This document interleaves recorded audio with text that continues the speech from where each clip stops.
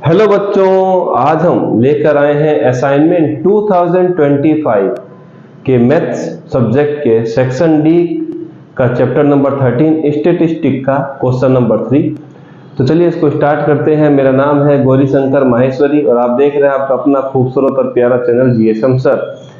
Number 3 में given है the mean of the following frequency distribution of 125 observations is 22.12।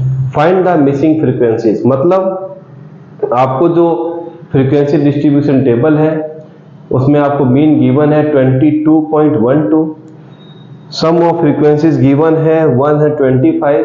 तो जो अननोन फ्रीक्वेंसी है, मिसिंग फ्रीक्वेंसी जो आपको डैश की फॉर्म में दिख रही है, वो वैल्यू फाइंड करके बताइए। तो चलिए बच्चों, इसको हम ले लेते हैं x और इसको हम मान लेते हैं y और यहीं से हम शुरू करते हैं अपनी कहानी को। चलिए ठीक है, क्या कहानी है सर? एक चीज और बताइए, यहाँ तो ये कंटिन्यूअस नहीं दिख रहा है। 4 के बाद 4 आना चाहिए, 5 आया, 9 के बाद 9 आना चाहिए पर 10 आया। तो बच्चों एक विशेष बात ये ध्यान रखिएगा कि ये वाला कॉन्सेप्ट सिर्फ और सिर्फ मोड और मीडियन के लिए ही लगाना है। अगर इसमें आ गया तो दिक्कत नहीं है, पर नहीं आया तो भी चलने दीजिए। पर मोड और मीडियन जो हमने इससे पहले के 2 क्वेश्चन सॉल्व किए थे, अगर उसमें ऐसा कुछ आता तो हम जरूर इसको कंटिन्यूस बनाते हैं, वो आप ध्यान रखिएगा, वरना मीन में इन चीजों की रिक्वायरमेंट बिल्कुल नहीं है। तो चलिए सॉल्यूशन में आते हैं। तो हम पहले जो भी हमने यहाँ पर एक्स और वाई लिया उसको बताना तो पड़ेगा, है क्या? तो हम लिखते हैं लेट फ्रीक्वेंसी ऑफ क्लास कौन सी है बच्चों? पहला 15-19 is x and frequency of class कौन सी बच्चों? 30-34 इज y। ये हमने ले लिया, जो मानते हैं उसको लिख देना कहानी के फॉर्म में तो ज्यादा बेटर है, ठीक है। अब हम क्या बच्चों निकालेंगे? मिड पॉइंट, जिसको हम बोलते हैं xi। कैसे निकलता है? जो क्लास गिवन है उसको आधा करते हैं, दोनों प्लस करके, लोअर लिमिट और अपर लिमिट को। 4 + 0 4 डिवाइड बाय 2 आ गया 2। Next 9 + 5 14 divide by 2 7। नेक्स्ट आएगा 14 + 10 24 डिवाइड बाय 2 12। और अगर हम इस सीक्वेंस को थोड़ा देखें तो 5-5 का गैप दिख रहा है, 5 का गैप, 5 का गैप। तो हम आगे वाले पार्ट में भी जब मिड पॉइंट निकालेंगे तो 5-5 का गैप लेके बना देते हैं। तो 12 + 5 17 + 5 22 + 5 27 + 5 32 + 5 37 और +5 42। चलिए यहां तक तो हमने मिड पॉइंट को कहानी को अंजाम दे दिए। अब हम क्या करते हैं बच्चों, सीधा सीधा इसको डायरेक्ट मेथड से कर देते हैं। हम दूसरा मेथड इस्तेमाल नहीं करेंगे, डायरेक्ट मेथड से करेंगे और डायरेक्ट आंसर आ जाएगा। यही काम सबसे सही है। तो चलिए डायरेक्ट मेथड में आते हैं। तो डायरेक्ट मेथड के लिए बच्चों हमें निकालना पड़ेगा fi और xi, मतलब 2 और 3 को मल्टीप्लाई। नंबर 2 कॉलम हरदम याद रखिएगा, वो किसका होता है? fi का होता है, फ्रीक्वेंसी fi रिप्रेजेंटेशन। मल्टीप्लाई करेंगे तो 3 2 जा मिलेगा बच्चों 6, 8 7 जा मिल जाएगा 56, 12 12 जा 144। कांस्टेंट इनटू वेरिएबल मल्टीप्लाई क्या करता है बच्चों? दोनों आपस में मल्टीपल हो जाते हैं। चलिए ठीक है, यहाँ पर मैं लिख देता हूं बच्चों x, यहाँ पर 35 × 22। इनको जब नहीं आए तो मल्टीप्लाई कर लीजिए, कुछ फील मत कीजिए। मिलेगा 70, फिर से 70 770, तो यहाँ मिल गया 770। फिर आ गया 27 मल्टीप्लाई बाय 21 तो मिलेगा 27, फिर मिलेगा 54 5 6 7। यहाँ लिख देते हैं 5 6 7। 32 × y 32y, 37 × 6 37, 6 से मल्टीप्लाई 42 4 22 222 और यहाँ मिल जाएगा बच्चों हमें 84। रफ तो कहीं भी किया रास्ता है जैसे मैंने किया, पर आप क्वेश्चन के बीच में ही ना कर दें, साइड में रफ कीजिएगा। ऐसा नहीं कि कहीं भी रफ कर दें, आप भी तो कर रहे हैं, बट मैं मिटा भी रहा हूँ, मैं रफ के बाद रफ भी कर रहा हूँ। देखिए मिटा दिया मैंने, रफ कर दिया। तो ऐसा आप गलती ना करें, रफ के लिए स्पेसिफिक पीछे वाला पेज लीजिए, कहीं साइड में लिखिए तो ज्यादा बेटर है। थोड़ा क्लीन रहना चाहिए, कोई भी डायग्राम जब बनाए, कोई सॉल्यूशन करे तो क्लीन रहना चाहिए। चलिए आ गया हमारे पास ये वाला पूरा कॉलम। अब जो नंबर 2 कॉलम है बच्चों, उसको हम बोलते हैं सम ऑफ ऑल फ्रीक्वेंसी को रिप्रेजेंट करते हैं n से। हम इनको प्लस कर लेते हैं, तो प्लस करेंगे तो बच्चों हमारे पास आएगा 3 + 8 11, 11 और 12 23, 23 यहां पर मैं लिख देता हूं 23, एडिशन में कोई फील ना करे। 23 के बाद है 35, फिर है 21 और फिर यहाँ पर बच्चों 8 है, लास्ट में हम +8 कर देंगे। लीजिए मिलेगा 5 और 3 8 और 1 9, ठीक है। यहाँ मिलेगा 2 + 3 5 2 7, 7 मिल गया। यहाँ पर 8 करेंगे कितना जाएगा बच्चों 87, तो यहाँ मिल गया 87। और जो एडिशन में वेरिएबल आते हैं वो तो अलग ही रहते हैं प्लस की फॉर्म में, तो मिल गया एक x और एक मिल गया y। चलिए एक का काम तो हमने निपटा दिया। अब हम सिग्मा fi क्या होता है बच्चों, जो भी आपने fi xi निकाला है उनका प्लस करना पड़ेगा, उसी को तो हम बोलते हैं सिग्मा। और इसका कर रहे हैं इसलिए सिग्मा fi xi। इनको फटाफट प्लस करते हैं, तो 144 + 56 ये हो जाता है बच्चों 200। ये लीजिए हमने 200 लिख दिया सॉरी। फिर मिला है 770, हम लिखते रहेंगे एडिशन के लिए। फिर मिल गया 567, ये लीजिए। फिर हमें क्या मिल गया बच्चों 222, ये लीजिए। फिर हमें मिल गया 84, ऊपर वाले से 6 हमने अभी तक ऐड ही नहीं किया, 84 + 6 हो गया 90। सारी की सारी टर्म्स आ गई। मिलेगा 9, यहाँ मिलेगा 11 और 6 17 और 7 24, मिलेगा 2। फिर मिलेगा 2 + 2 4 और 7 11, 11 और 5 16 और 2 18, मिल गया 1849। प्लस का वेरिएबल जो है वो तो बताया था प्लस में अलग से रहते हैं, मिलेगा 17x प्लस का क्या मिल जाएगा 32y।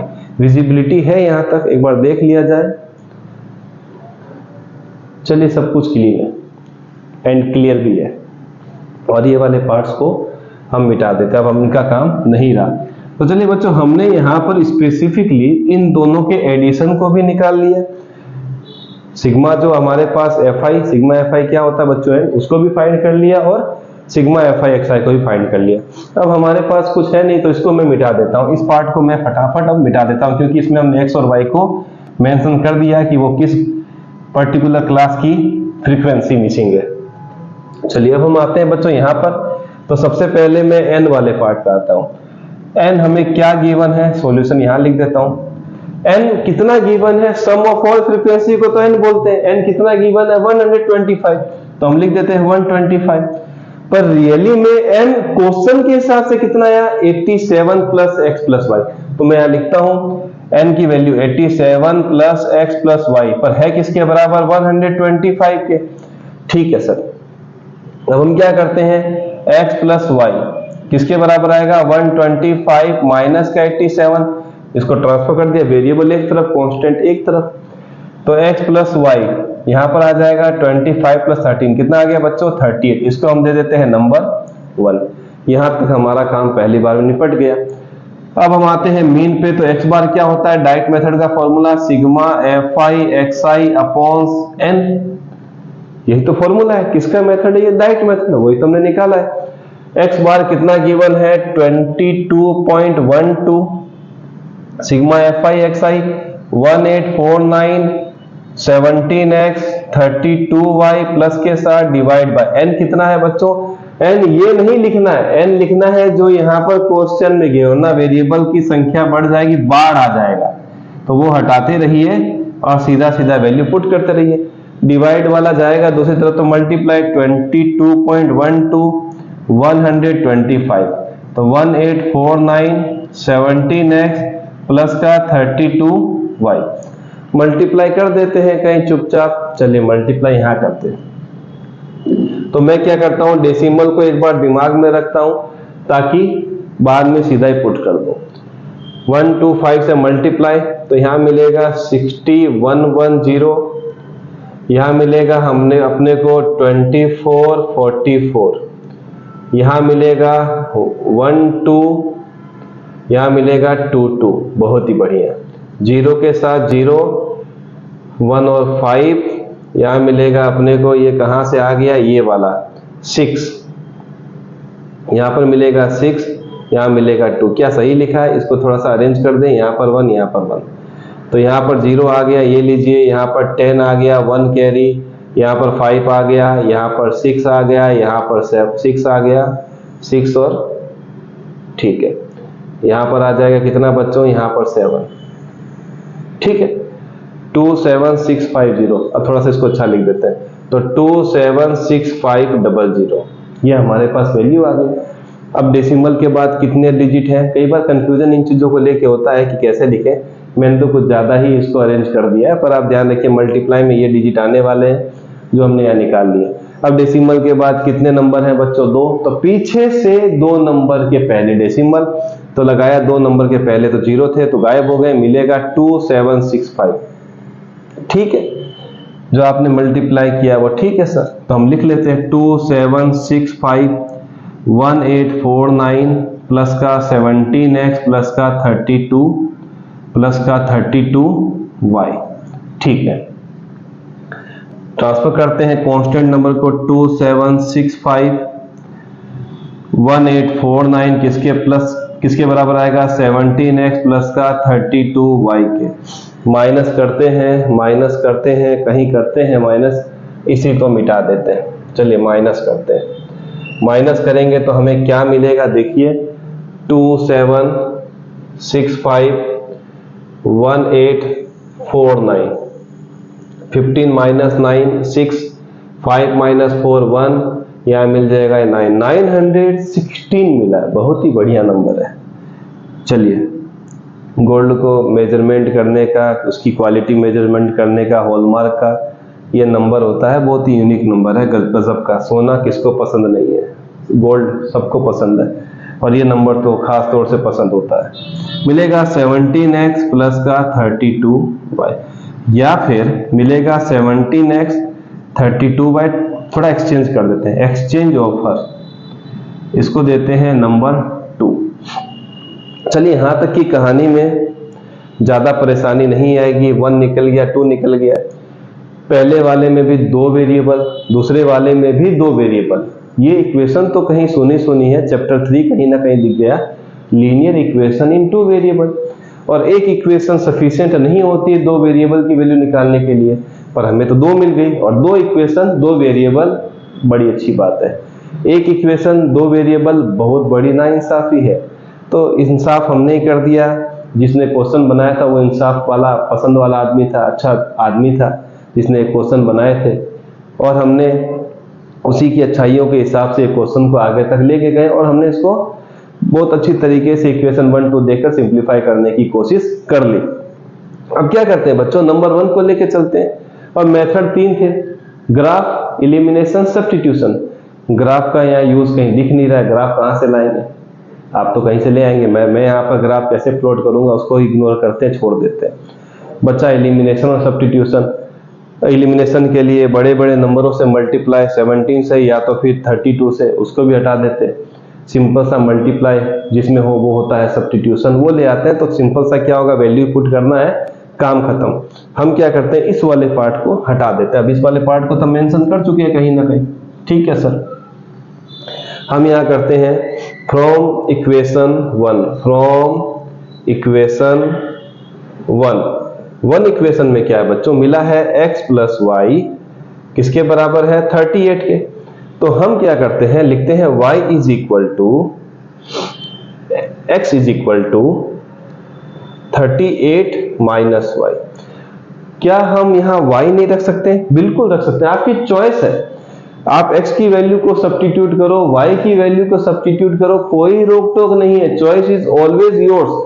तो हमने यहाँ पर x की वैल्यू को लिया, हम लिखेंगे पुट इन 2, हम इस वैल्यू को 2 में पुट करते हैं, मिलेगा 17। अब x की वैल्यू यहाँ पर है, देखिए यहाँ पर 17 के साथ क्या x है, और 17 के साथ x है, तो हम x की वैल्यू क्या लिखते हैं, 38 माइनस वाई, ठीक है सर, प्लस का 32y किसके बराबर चल रहा है, 916 के, 916।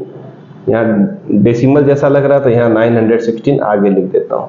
चलिए ठीक है, अब इस पार्ट को थोड़ा सा मैं मिटा दूँ। यहाँ तक सब कुछ क्लियर है, एक बार देखते रहें वीडियो तो ठीक रहता है। चलिए ठीक है, अब मैं क्या करता हूँ बच्चों, यहां पर कहीं पर सॉल्व कर देता हूं, इसी के आगे इसको थोड़ा मिटा देते हैं। चलिए ठीक है, इसको भी हटा देते हैं। अब हम आ जाते हैं इस वाले पार्ट को लेके टिक टिक टिक टिक टिक टिक ऊपर। ये लीजिए 17 इंटू 18, कहीं मल्टीप्लाई तो देखना पड़ेगा। 18 को 17 से मल्टीप्लाई, 7 8 जा 56, मिलेगा 5, यहां मिलेगा 21 और 5 26, यहां मिलेगा 38, 6 के साथ 4, फिर 6, मिल गया बच्चों 6 4 6। इसके साथ इसका माइनस का 17y प्लस का 32y किसके बराबर 916 के। इतना दूर तो दिख रहा होगा ना, एक बार देख लें क्या? देख लेते हैं। बहुत ही बढ़िया, सब कुछ दिख ही रहा है तो टेंशन नहीं है, टिक टिक बना दिया हमने। चलिए बच्चों, अब क्या करना होगा? मल्टीप्लाई आ गया, ये वाला सर बीच में परेशान कर रहा है, इसको हटा दीजिए। चलिए हटा दिया। हम आगे सिंप्लीफाई करते हैं तो 32y माइनस 17y मिलेगा बच्चों हमें 15y किसके बराबर 916। अब ये वाला इधर ट्रांसफर करेंगे तो हो जाएगा माइनस का 646। तो 15y किसके बराबर आएगा 6 माइनस 6 0, 11 माइनस 4 हो जाएगा 7, 8 माइनस 6 हो जाएगा बच्चों 2। तो y मिल जाएगा 270 डिवाइडेड बाय 15। सॉल्व करेंगे तो मिलेगा 15 1 जा 15, 120, 15 8 जा 120। तो y की वैल्यू बच्चों हमें मिल गई 18, मतलब एक फ्रीक्वेंसी जो थी वो हमें मिल चुकी है कितनी 18। अब हम इसको पुट कहाँ कर देंगे 1 में, 2 में मत कीजिएगा क्योंकि 2 बड़ा है। यहाँ पर देखिए y की वैल्यू जब आप पुट करेंगे फिर मल्टीप्लीकेशन बढ़ जाएगा। इससे अच्छा है कि छोटे वाले में ही इसको सॉल्व करने के लिए रख दिया जाए। हम लिखेंगे put value of y in 1, we get. जब वैल्यू y की हम नंबर 1 इक्वेशन रखेंगे तो हमें क्या मिलता है, तो यहाँ पर हम पुट करते हैं, ये रहा तो मिलेगा x प्लस का 18 किसके बराबर आएगा 38 के। तो x की वैल्यू आ गई 38 माइनस का 18, तो x की वैल्यू आ गई 20। मतलब जो मिसिंग फ्रीक्वेंसी थी उसमें x की वैल्यू आ गई 20, y की वैल्यू आ गई 18। हम लिखेंगे हेंस मिसिंग फ्रीक्वेंसीज आर, पहला x का लिखेंगे कि पहले x लिखा हुआ है 20 एंड दूसरा कितना है बच्चों y, कितना आ गया 18। ये लीजिए हमने यहां लिख दिया, एक वैल्यू आ गई 20, दूसरी कितनी आ गई बच्चों 18। ये है आपका फाइनल आंसर। तो हमने क्या किया इन क्वेश्चनों में, तो एक बार रिकैप्सुलेट कर लेते हैं। फर्स्ट सबसे पहले हमें जो क्लास इंटरवल गिवन था वो रेगुलर नहीं था, मतलब आपको कंटिन्यूअस नहीं मिला, पर मीन में ऐसी रिक्वायरमेंट की जरूरत भी नहीं है, नहीं मिला तो कोई बात नहीं, ऐसे हम निपटा देंगे। नंबर 2 कॉलम फ्रीक्वेंसी का गिवन था, टोटल हमें गिवन था 125। जब हमने टोटल किया तो मिसिंग फ्रीक्वेंसी थी, साथ में x प्लस वाई वो भी आ गई थी उस पर्टिकुलर n की फॉर्म में। n की फॉर्म बोले तो टोटल फ्रीक्वेंसी में हम लिखते हैं कि इसको n से रिप्रेजेंट करते हैं। तो जब हमने n निकाला था तो हमारे पास टोटल कितना आ गया था 87 प्लस x प्लस वाई, इसका सम आ गया। थर्ड कॉलम हमने निकाला मिड पॉइंट का, कैसे निकाला, पहले वाले क्लास इंटरवल को प्लस करके divide by 2, upper limit plus lower limit divide by 2, और हमने फटाफट mid point third column xi का निकाला। चौथे कॉलम को हमने निकाला fi xi, किस तरीके से, सेकंड और थर्ड कॉलम को मल्टीप्लाई करके। फिर हमने fi xi को प्लस किया तो हमें मिल गया था बच्चों यहाँ पर 1849 प्लस 17x प्लस का 32y। फिर हमने लगा दिया direct method, x bar equal to sigma fi xi upon n। x bar given था 22.12, मीन गिवन था, सिग्मा fi xi हमने निकाल लिया था, ये वाला पार्ट जो हमने फोर्थ वाले को ऐड किया वो लिखा, और n की वैल्यू वो लिखनी है जो क्वेश्चन में गिवन है 125। अगर नहीं लिखेंगे तो सॉल्व तो हो जाएगा पर कैलकुलेशन बहुत ज्यादा बड़ी हो जाएगी, तो वही वैल्यू लिखिए जो क्वेश्चन में गिवन है। n की वैल्यू सिग्मा fi की वैल्यू 125, क्रॉस मल्टीप्लाई किया, सॉल्व करते गए तो हमें मिली इक्वेशन 2। इक्वेशन 1 ऊपर पहले से आ चुकी थी। कैसे आई थी इक्वेशन 1, हमने जब दूसरे कॉलम को प्लस किया तो जो वैल्यू आई वो किसके बराबर थी 125 के, तो हमने सॉल्व किया तो एक्स वाई की वैल्यू प्लस करने पर कितनी आ गई 38, वो थी इक्वेशन नंबर 1। और नंबर 2 हमने निकाल लिया था इस पर्टिकुलर फॉर्मूले से। हमने क्या किया, चैप्टर 3 को याद किया। हमें वहां 3 मेथड मिले थे, ग्राफ का, एलिमिनेशन का, सब्स्टिट्यूशन का। सब्स्टिट्यूशन वाला थोड़ा अच्छा था, आसान था, तो हमने 1 में से वैल्यू निकाली किसकी, x की, पुट कर दी किसमें, नंबर 2 में। सिंप्लीफाई करते गए तो y की वैल्यू आ गई। y की वैल्यू को हमने रख दिया इक्वेशन नंबर 1 में, क्योंकि इक्वेशन नंबर 1 वो छोटा सा था। पुट किया तो y की वैल्यू 18 के बाद x की वैल्यू कितनी आ गई, 20, और यही थी मिसिंग फ्रीक्वेंसी। तो काफी गजब का क्वेश्चन, मजेदार क्वेश्चन, कैलकुलेटिव था, काफी गजब की कैलकुलेशन थी, पूरा दिमाग को हिलाने वाली। तो ऐसे ही बेहतरीन और गजब के क्वेश्चनों के साथ हम मिलेंगे अगले वीडियो में, तब तक प्रैक्टिस करते रहिए।